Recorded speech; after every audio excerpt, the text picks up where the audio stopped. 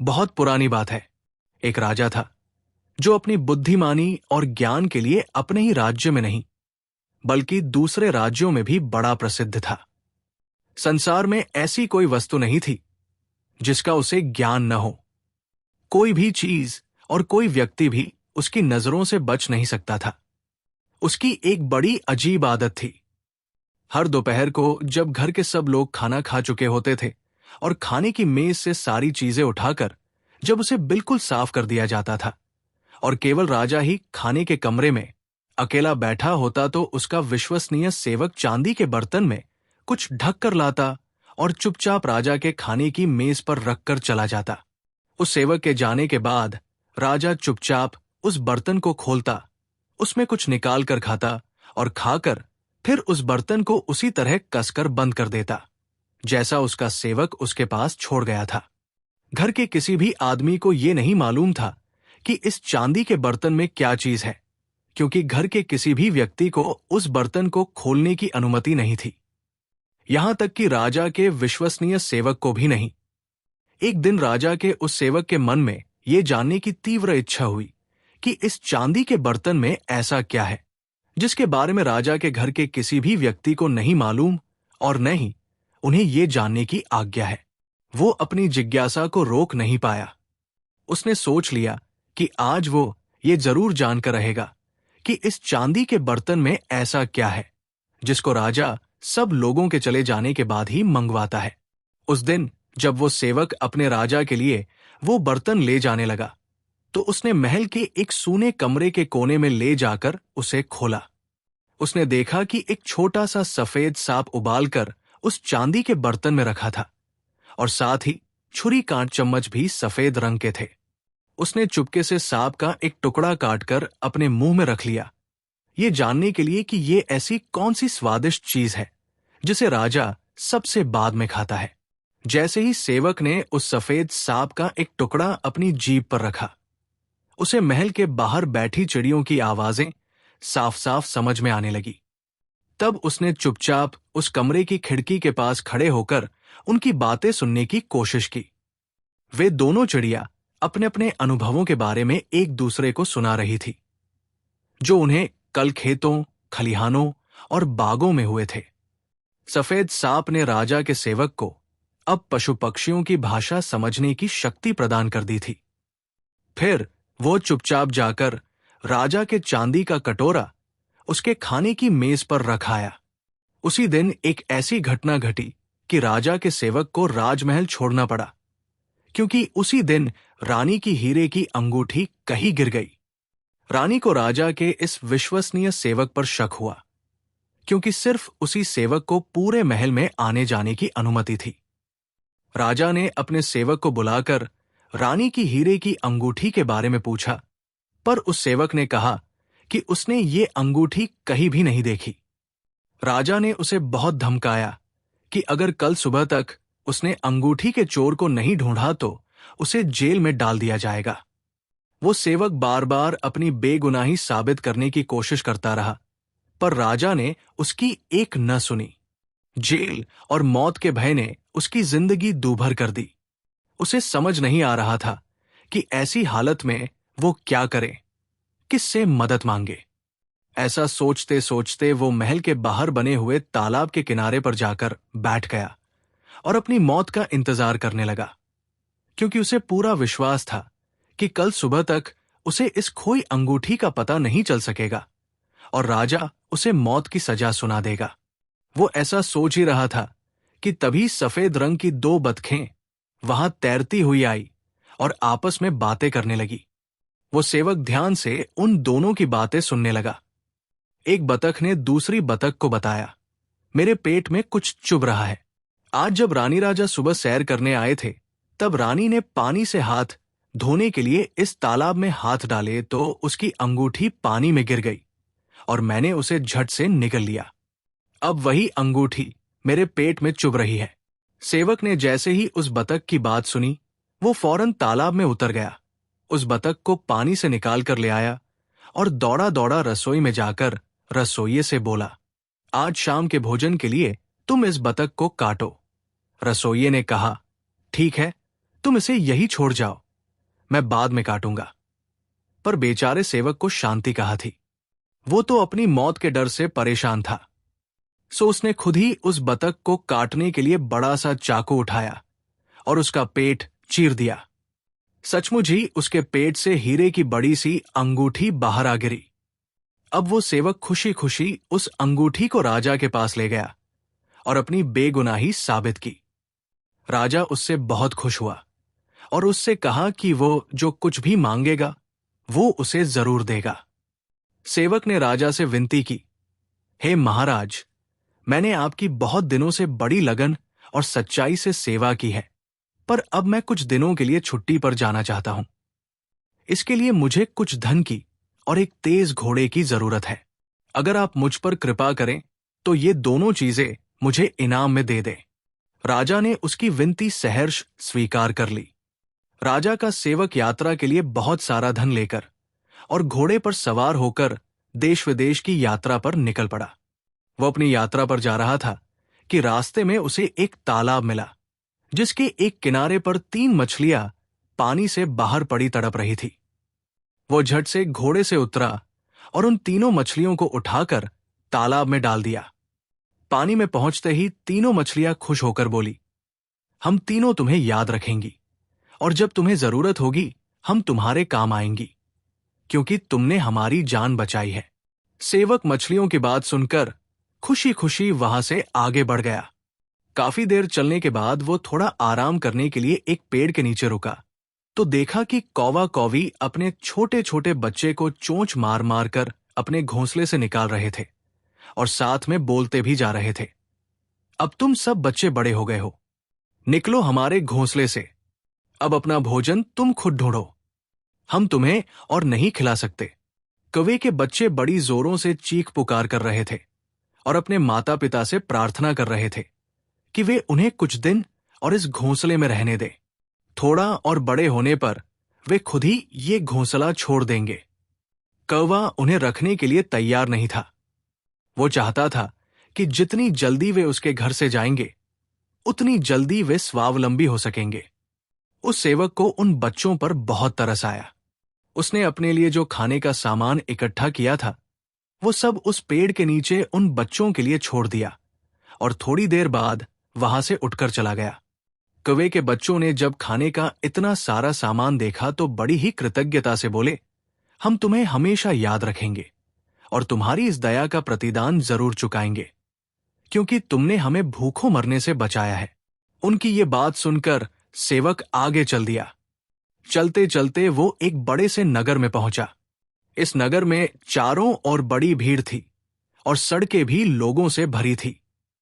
भीड़ से गुजरते हुए उस सेवक ने एक आदमी से पूछा, भाई, यहां पर इतनी भीड़ क्यों लगी हुई है? आदमी बोला, हमारे राजा की एक बेटी है।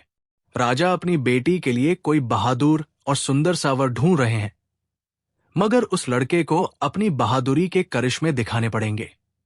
कुछ नवयुवकों ने बहादुरी के कुछ कारनामे दिखाने की कोशिश की थी, पर उन सबको अपनी जान से हाथ धोने पड़े। सेवक वहां से राजमहल की ओर चल पड़ा। जब वो राजमहल के पास पहुंचा तो उसने राजकुमारी को अपने महल की खिड़की पर खड़ा देखा, जो सचमुच बहुत सुंदर थी। उस सुंदर राजकुमारी के आगे ये जान क्या चीज है, खतरा मोल लेने में क्या हर्ज है। अगर मर गया तो सेवक की जिंदगी से छुटकारा मिल जाएगा और जीवित बच गया तो एक सुंदर राजकुमारी का पति बनकर ऐश करेगा। ऐसा सोचकर वो भी राजदरबार में पहुंचा और राजकुमारी से शादी करने का प्रस्ताव राजा के सम्मुख रखा। राजा उसे अपने सिपाहियों के साथ समुद्र के किनारे ले गया और समुद्र में एक सोने की अंगूठी फेंककर बोला, तुम इसे खोजकर वापस मेरे पास लाओ। अगर तुम बिना अंगूठी लिए ऊपर आओगे तो तुम्हें अपनी जान से हाथ धोना पड़ेगा। वो सेवक समुद्र में घुसा, पर इतनी गहराई में डुबकी लगाना इतना आसान नहीं था। उसे उसी समय 3 मछलियों की याद आई, जिनकी जान उसने बचाई थी। उसके याद करते ही वे तीनों मछलियां अंगूठी लेकर उसके सामने हाजिर हो गई।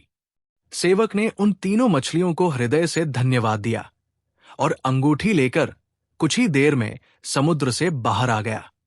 राजा ये देखकर बहुत हैरान हुआ। सेवक ने राजा की बेटी से विवाह करने की मांग की तो उसने दूसरी शर्त उसके सामने रख दी। राजा के सैनिक उसे महल के बाहर वाले बगीचे में ले गए। वहां पर उन्होंने एक बोरी में भरा बाजरा जमीन पर बिखेर दिया। राजा ने आज्ञा दी कि अगले दिन सुबह तक सारा बाजरा बोरी में भरा होना चाहिए, नहीं तो उसे अपनी जान से हाथ धोना पड़ेगा। मिट्टी से बाजरा बीनना भी कोई आसान काम न था। पूरे दिन वो ये काम करता रहा, पर जब थक गया तो उसे किवे के बच्चे याद आए।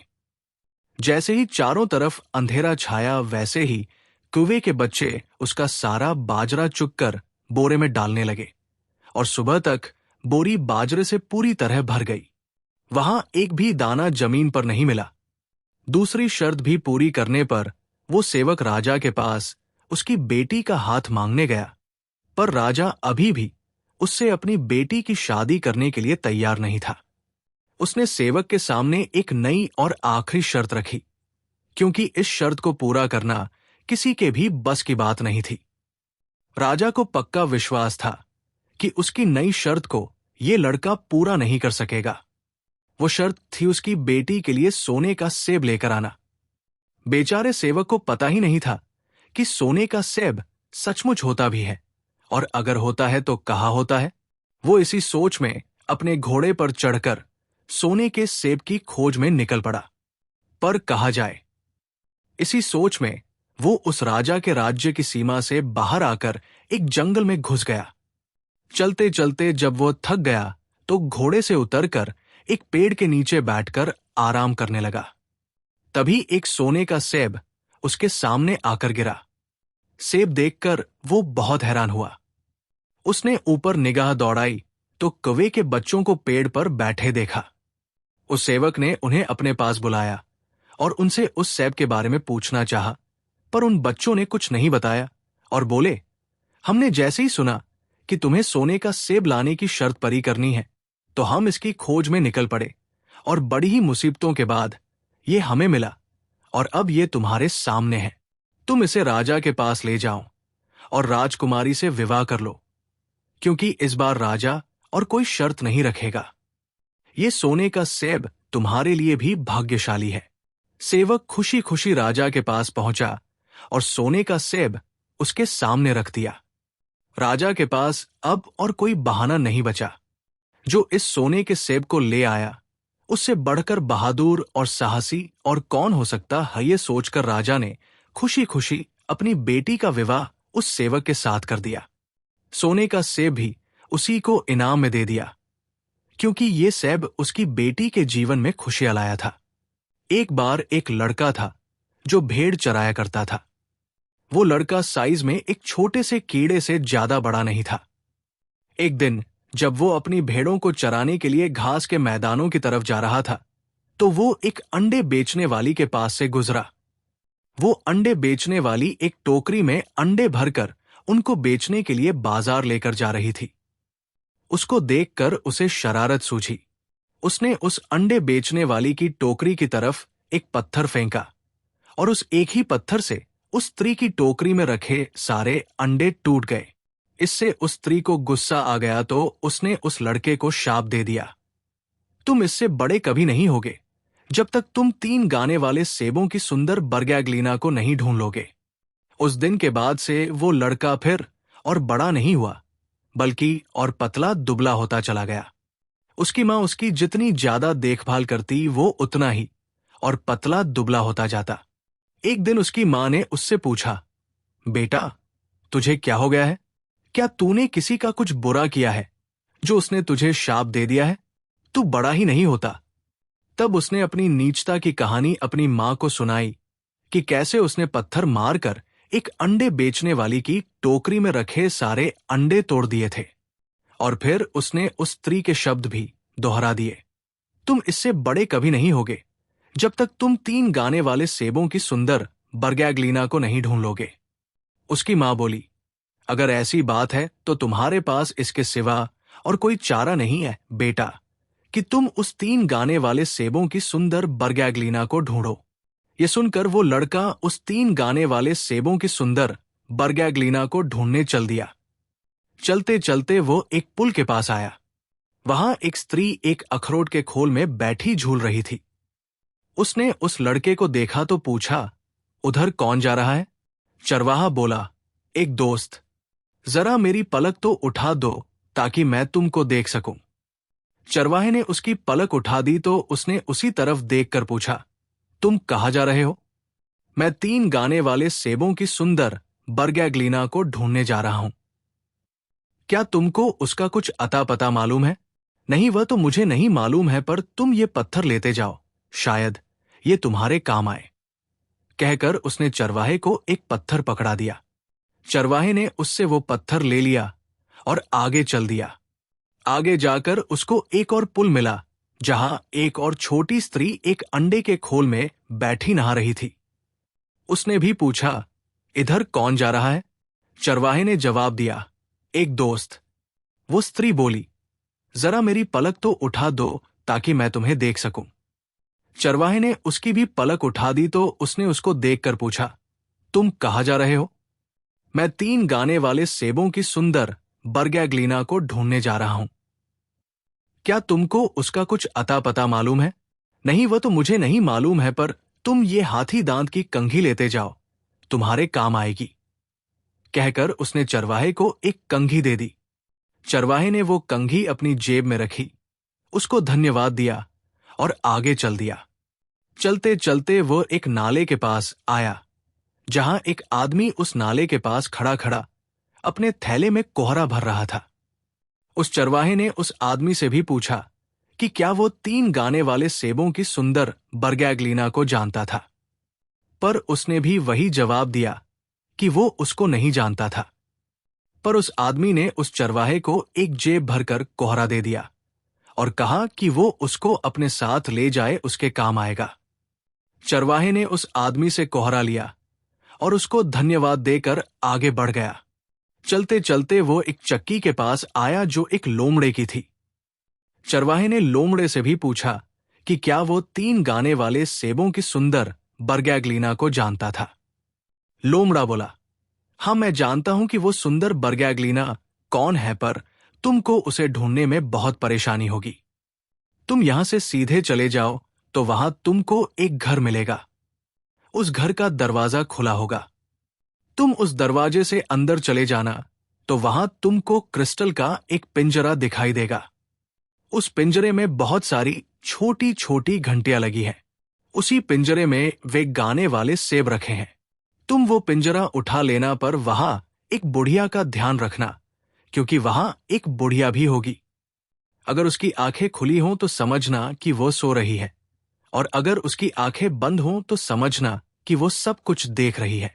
उस लोमड़े की इस सलाह के साथ वो चरवाहा और आगे बढ़ा और उस घर तक आ गया जो उसको लोमड़े ने बताया था। उस घर का दरवाजा वाकई खुला हुआ था, सो वो उस घर के अंदर चला गया। घर के अंदर जाकर उसने देखा कि वहां एक क्रिस्टल का एक पिंजरा रखा है, जिसमें घंटियां लगी हुई हैं, और उसी के पास एक बुढ़िया बैठी है जिसकी आंखें बंद है। क्योंकि उसकी आंखें बंद थी, इसलिए लोमड़े के कहे अनुसार वो सब कुछ देख रही थी। उस बुढ़िया ने चरवाहे से कहा, जरा देखना तो मेरे बालों में कहीं कोई जू तो नहीं है। उसने उस बुढ़िया के बालों में झांका तो वहां उसको उसके बालों में कुछ जू दिखाई दी। वो उसके सिर की जू निकालने लगा। जब वो उसके सिर में से जू निकाल रहा था तो उस बुढ़िया की आंखें खुल गई। अब उसको पता चल गया कि वो अब सो गई थी। उसको सोता देखकर चरवाहे ने तुरंत ही क्रिस्टल का वो पिंजरा वहां से उठाया और भाग लिया।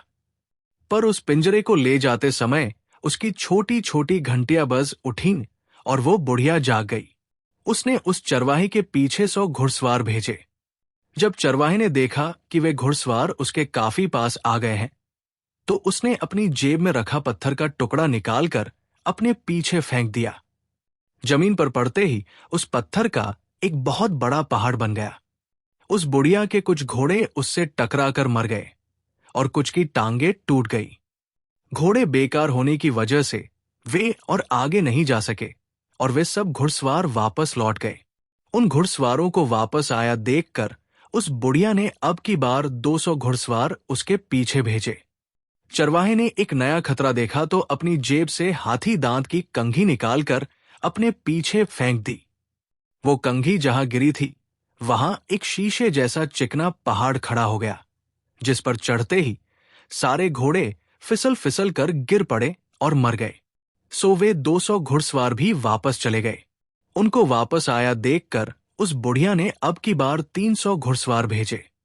इतने सारे घुड़सवारों के देखकर उस चरवाहे ने अपनी जेब से कोहरा निकालकर फेंक दिया। वो कोहरा सारे में फैल गया और वे सारे घुड़सवार उस कोहरे में खोकर रह गए। इस बीच वो चरवाहा वहां से बचकर भाग तो लिया, पर रास्ते में उसको प्यास लगाई।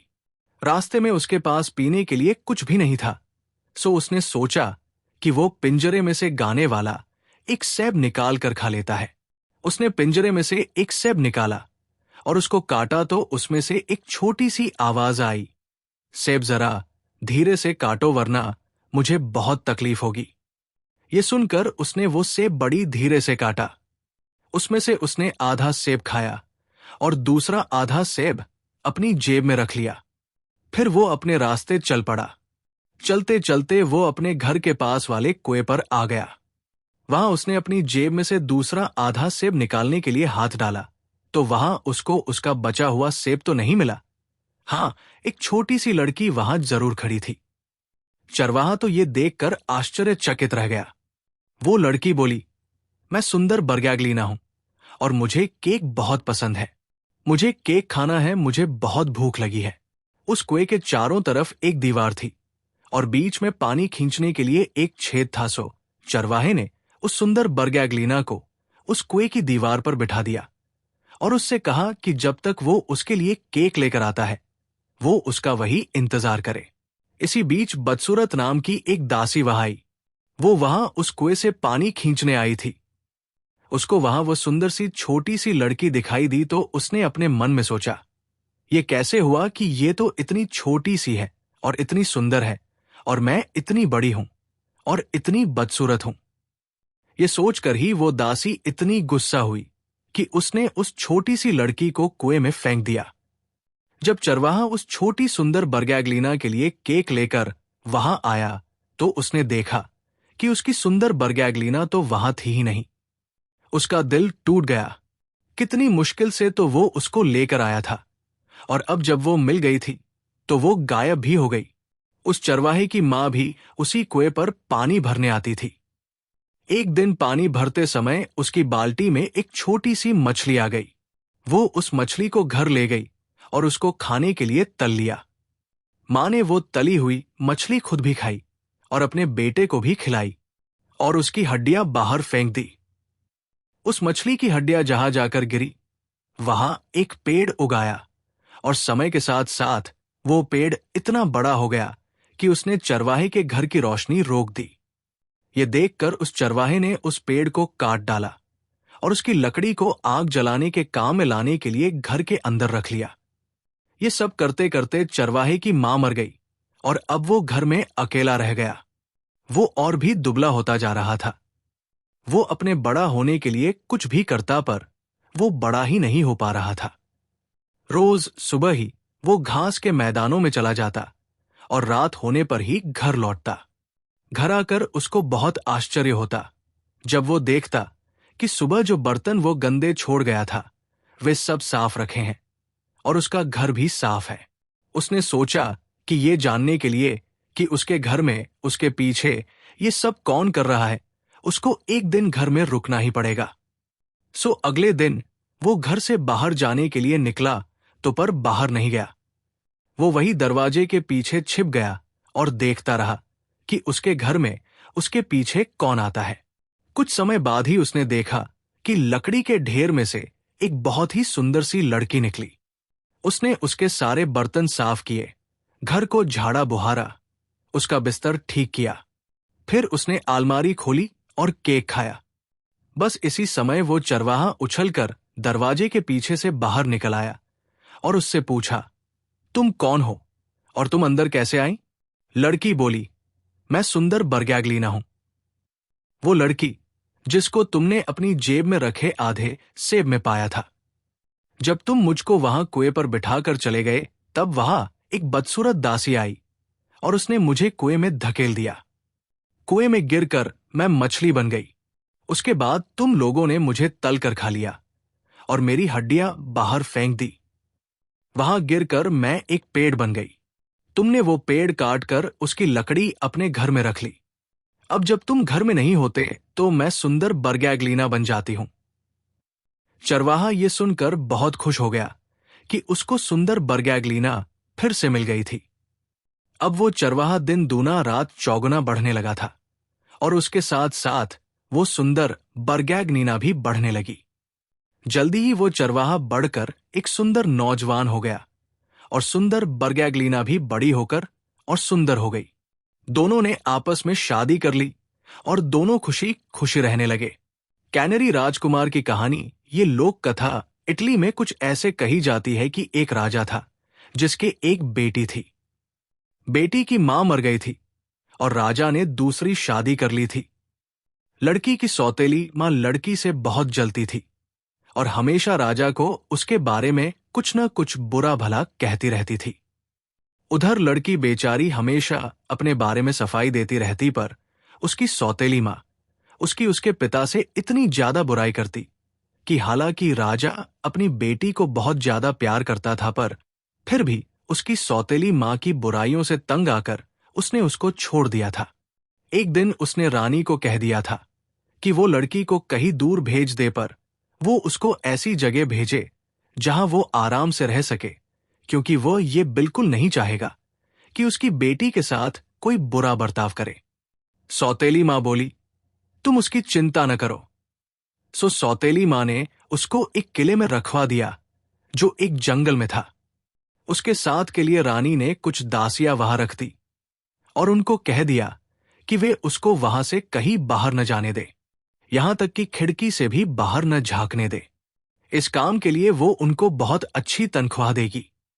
लड़की को भी एक बहुत सुंदर कमरे में रखा गया था और उसको वो सब कुछ दिया गया था जो उसको चाहिए था। उसको वो सब कुछ खाने पीने को भी मिलता था जो उसको पसंद था। बस वो केवल बाहर नहीं जा सकती थी। पर फिर भी उसकी दासियों को उसका कोई खास काम नहीं था और उनके पास पैसा बहुत था, सो वे केवल अपने ही बारे में सोचती रहती थी और उस लड़की की तरफ ध्यान नहीं देती थी। राजा अक्सर अपनी रानी से अपनी बेटी के बारे में पूछता रहता, हमारी बिटिया कैसी है? वो आजकल अपने आप क्या करती रहती है? ये साबित करने के लिए कि रानी वाकई उसकी परवाह करती थी। एक दिन वो उस किले पर गई जहां उसने राजकुमारी को रखा हुआ था।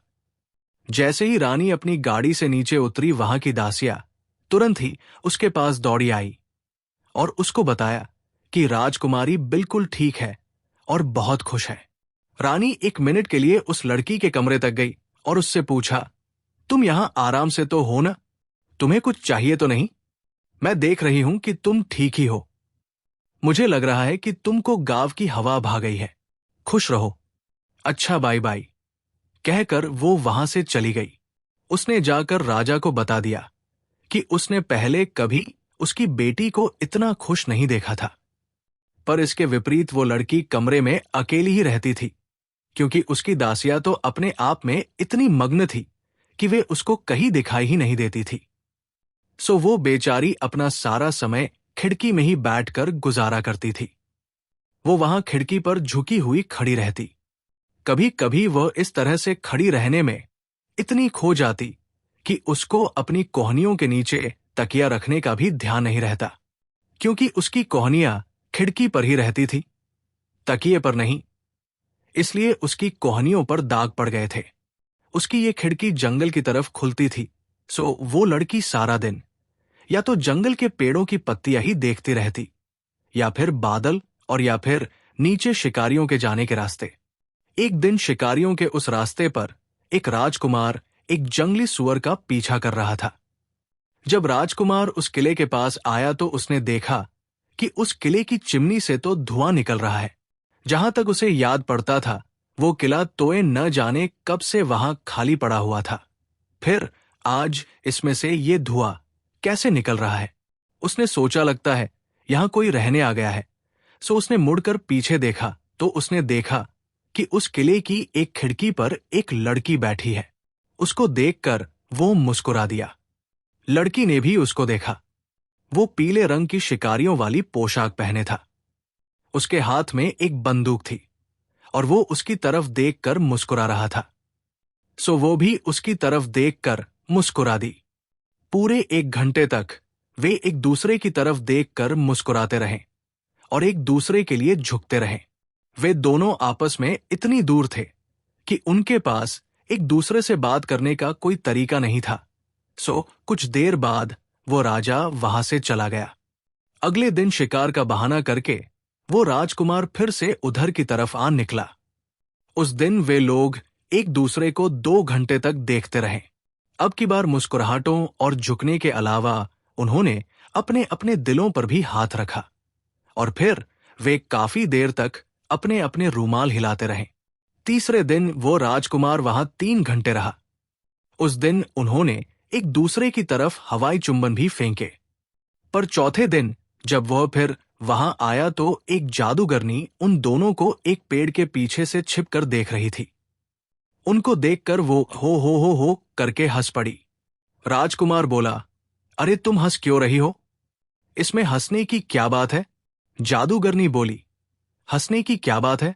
अरे दो प्रेमी जो आपस में इतना प्यार करते हैं, वे कितने बेवकूफ हैं कि वे इतने दूर हैं। क्या ये हंसी की बात नहीं है?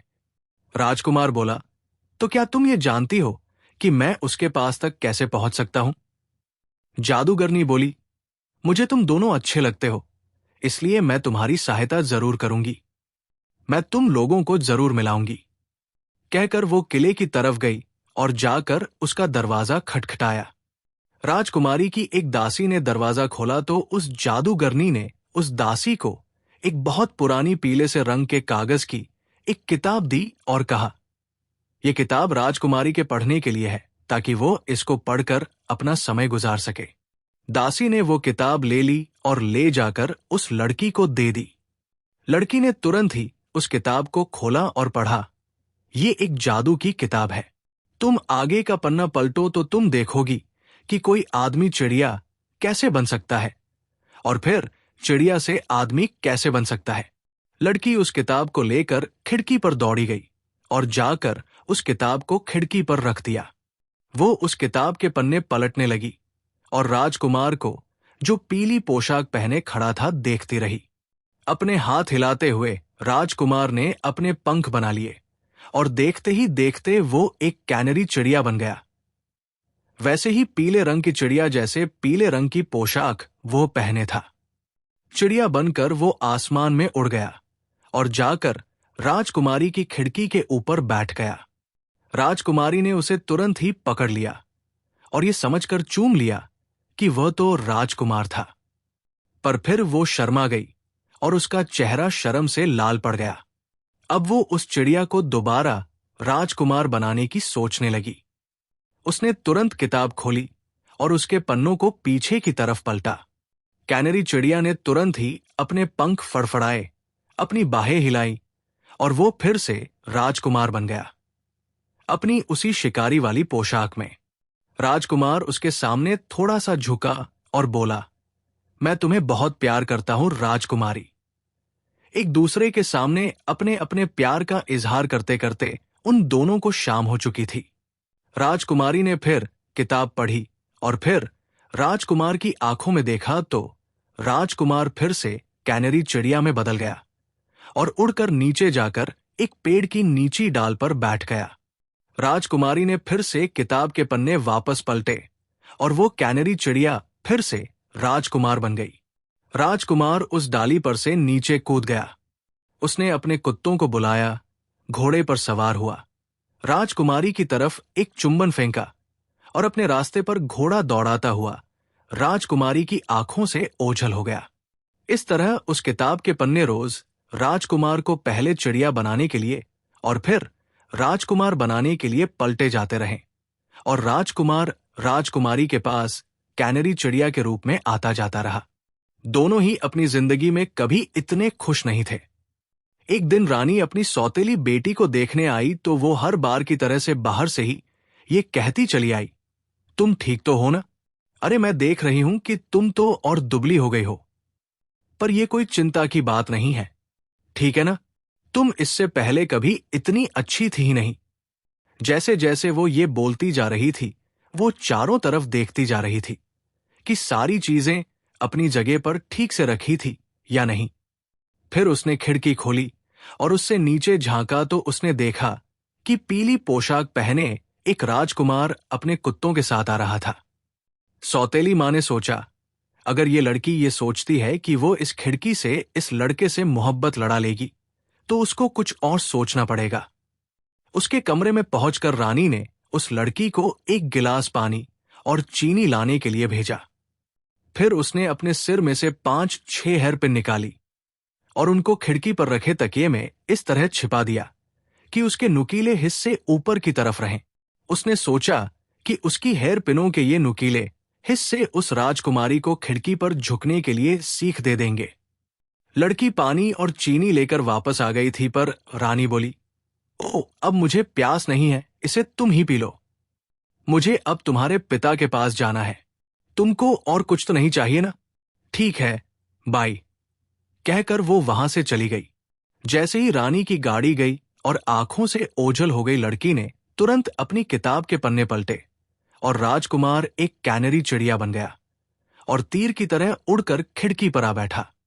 पर जैसे ही वो चिड़िया तकिए पर आकर बैठी, वो दर्द से चिल्ला उठी। उसके पीले पंखों पर खून के धब्बे पड़ गए। वे पिने जो रानी उसके तकिए में लगा कर गई थी, उसकी छाती में घुस गई थी।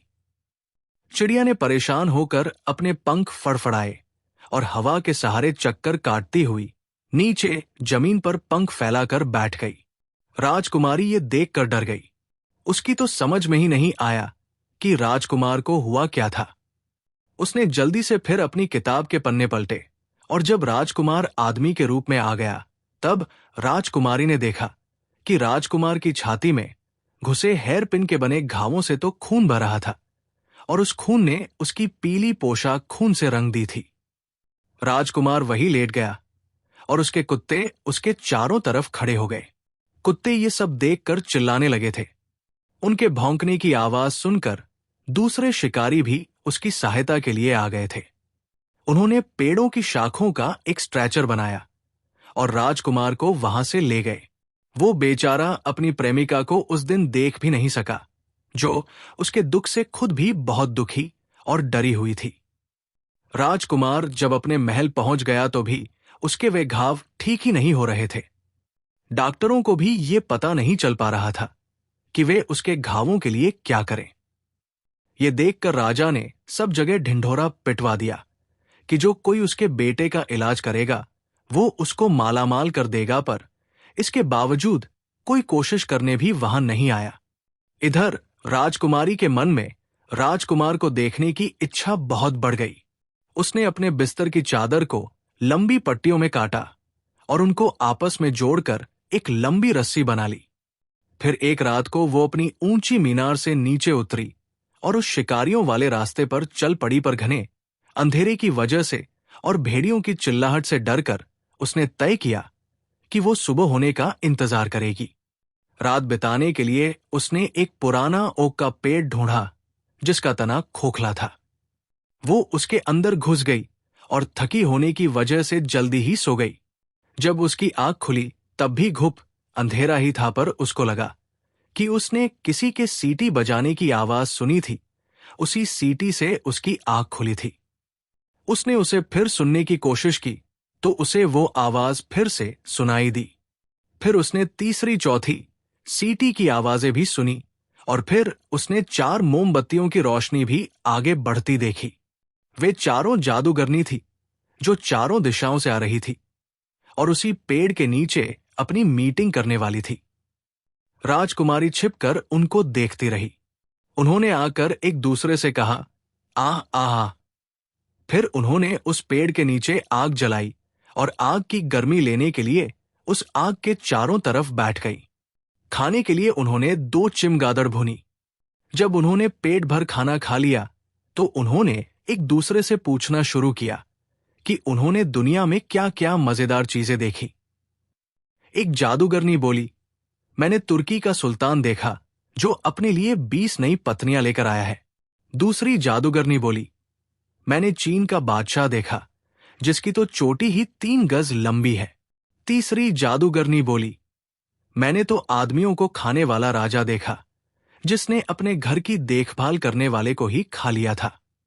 चौथी जादूगरनी बोली, मैंने इसी देश के राजा को देखा जिसका बेटा बीमार है और उसे कोई ठीक नहीं कर पा रहा है क्योंकि उसका इलाज तो केवल मुझे ही पता है। तीनों जादूगरनियां एक साथ बोली, और वो इलाज क्या है? वो जादूगरनी बोली, उस राजकुमार के कमरे के फर्श की एक टाइल कुछ ढीली है। बस किसी को यह करना है कि उस ढीली टाइल को वहां से उठाना है। उसके नीचे एक शीशी रखी है जिसमें एक मरहम है। उस मरहम को उसके घावों पर लगा देने से उसका हर घाव भर जाएगा। ये सुनकर राजकुमारी खुशी से चिल्लाना चाहती थी, पर उसने किसी तरीके से अपने आप को ऐसा करने से रोक लिया।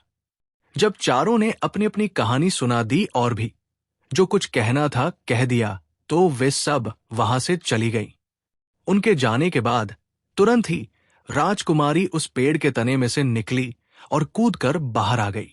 सुबह होते ही वो अपनी यात्रा पर चल दी। सबसे पहले वो एक इस्तेमाल की हुई चीजों को बेचने वाले के पास गई और वहां से एक डॉक्टर का पुराना गाउन और एक चश्मा खरीदा और जाकर शाही महल का दरवाजा खटखटाया। उसने कहा कि वो एक डॉक्टर है और राजकुमार का इलाज करने आया है, पर एक छोटे से डॉक्टर को और उसके पास न के बराबर डॉक्टर का सामान देखकर महल के चौकीदार उसको महल के अंदर घुसने ही नहीं दे रहे थे। पर राजा ने कहा, ये मेरे बेटे को क्या नुकसान पहुंचा सकता है, इसलिए इसको अंदर आने दो। राजा का हुक्म मानकर चौकीदार लोग उसको अंदर ले गए। डॉक्टर ने कहा कि उसको राजकुमार के कमरे में राजकुमार के साथ अकेला छोड़ दिया जाए ताकि वो उसका इलाज कर सके। सो उसको राजकुमार के साथ अकेला छोड़ दिया गया। अपने प्रेमी को कराहते और बेहोश सा देखकर राजकुमारी का दिल रो पड़ा। उसको लगा कि उसको उस जादूगरनी की कही बात को जल्दी से जल्दी कर देना चाहिए। सो उसने कमरे के फर्श की वो ढीली टाइल ढूंढी और उसके नीचे रखी शीशी निकाल ली। उस शीशी के मरहम को उसने राजकुमार के सारे घावों पर मल दिया। जैसे जैसे वो मरहम राजकुमार के घावों पर मलती गई, तुरंत ही उसके वे घाव भरते चले गए। सब घावों पर मरहम लगाने के बाद उसके सारे घाव ऐसे भर गए जैसे कभी वहां कभी कुछ था ही नहीं। राजकुमारी ये देखकर बहुत खुश हुई। जब वो उसके सारे घाव भर चुकी तो उसका राजकुमार फिर पहले जैसा हो गया जैसा वो उसको देखा करती थी। अब वो शांति से सो रहा था, सो वो उसको कमरे में सोता छोड़कर बाहर आ गई। बाहर आकर वो बोली, मैजेस्टी, आपका बेटा अब हर खतरे से बाहर है। वो आराम से सो रहा है। राजा ने उस छोटे से डॉक्टर को बहुत बहुत धन्यवाद दिया और कहा, डॉक्टर, तुम जो चाहो सो मांग लो। तुमने मेरे बेटे की जान बचाई है। मेरे राज्य में जितना भी पैसा और दौलत है वो सब तुम्हारी है। डॉक्टर बोला, मुझे आपका पैसा और दौलत नहीं चाहिए। मुझे तो बस राजकुमार की ढाल दे दीजिए जिस पर शाही निशान बना हुआ है, और उसका दंड और उसकी वो पीली जैकेट दे दीजिए जिस पर खून लगा है। राजा ने उसकी वे तीनों चीजें उसको दे दी और वो डॉक्टर उन तीनों चीजों को लेकर वहां से चली गया। 3 दिन बाद राजकुमार फिर से शिकार पर गया। वो जंगल के बीच बने उस किले से गुजरा, पर उसकी हिम्मत नहीं हुई कि वह राजकुमारी की खिड़की की तरफ देखे भी। जब राजकुमारी ने यह देखा तो उसने तुरंत ही अपनी जादू वाली किताब उठा ली और उसके पन्ने पलटने शुरू किए। राजकुमार के पास कोई चारा नहीं था कि वह उस जादू को न मानता। वो तुरंत ही कैनरी चिड़िया बन गया और उड़कर उसके कमरे में चला गया। कमरे में पहुंचने के बाद राजकुमारी ने उस किताब के पन्ने फिर से पलटे और वो फिर से राजकुमार बन गया। राजकुमार ने कहा, मुझे जाने दो। क्या ये एक बार ही काफी नहीं है कि तुमने मुझे अपनी पिनों से गोद दिया, जिससे मुझे कितनी तकलीफ पहुंची है।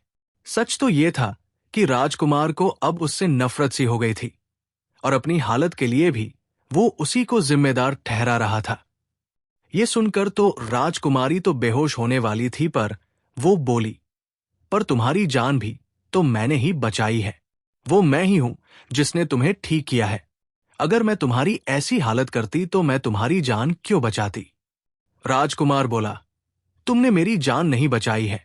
मेरी जान तो किसी विदेशी डॉक्टर ने बचाई है, जिसने मेरे पिता से उनकी कोई दौलत नहीं ली सिवाय मेरी ढाल के, जिसके ऊपर मेरे परिवार का निशान था, दंड के और मेरी खून के निशानों वाली जैकेट के। राजकुमारी ने तुरंत ही वे तीनों चीजें निकालकर राजकुमार के सामने रख दी। ये है वे तुम्हारी तीनों चीजें। वो डॉक्टर कोई और नहीं मैं ही थी, और वो पिने मेरी सौतेली मां की एक चाल थी। राजकुमार ने उसकी आंखों में देखा और वो कुछ बोल ही न सका। वो उसके पैरों पर पड़ गया और उसको बहुत बहुत धन्यवाद दिया। अब उसको वो पहले से भी ज्यादा प्यार करने लगा था। उसी शाम को उसने अपने माता पिता को बताया कि वो जंगल में बने किले में रहने वाली एक लड़की से शादी कर रहा है। उसके पिता ने कहा, तुम केवल एक राजा की लड़की से ही शादी करोगे। राजकुमार बोला, मैं केवल उस लड़की से शादी करूंगा जिसने मेरी जान बचाई है। राजा को उसकी बात माननी पड़ी, सो शादी की तैयारियां शुरू हो गई। राजकुमार के पिता ने बहुत सारे राजाओं और उनके परिवारों को बुलाया। राजकुमारी के माता पिता को भी बुलाया, पर उनको कुछ बताया नहीं गया। जब दुल्हन बाहर आई तो उसका पिता चिल्ला पड़ा, मेरी बेटी। राजकुमार के पिता ने पूछा, क्या मेरे बेटे की दुल्हन तुम्हारी बेटी है? पर उसने हमें बताया क्यों नहीं कि वो तुम्हारी बेटी है? राजकुमारी बोली, क्योंकि मैं अपने आप को उस पिता की बेटी ही नहीं मानती जिसने मेरी सौतेली मां के कहने से मुझे जेल में डाल दिया। उसने रानी की तरफ इशारा किया। अपनी बेटी पर किए गए जुल्म सुनकर राजा को अपनी बेटी पर दया आ गई और अपनी दूसरी पत्नी पर वो बहुत गुस्सा हुआ। घर आते ही उसने अपनी दूसरी पत्नी को जेल में डलवा दिया। ये शाही शादी खूब धूमधाम से हुई सिवाय सौतेली मां के।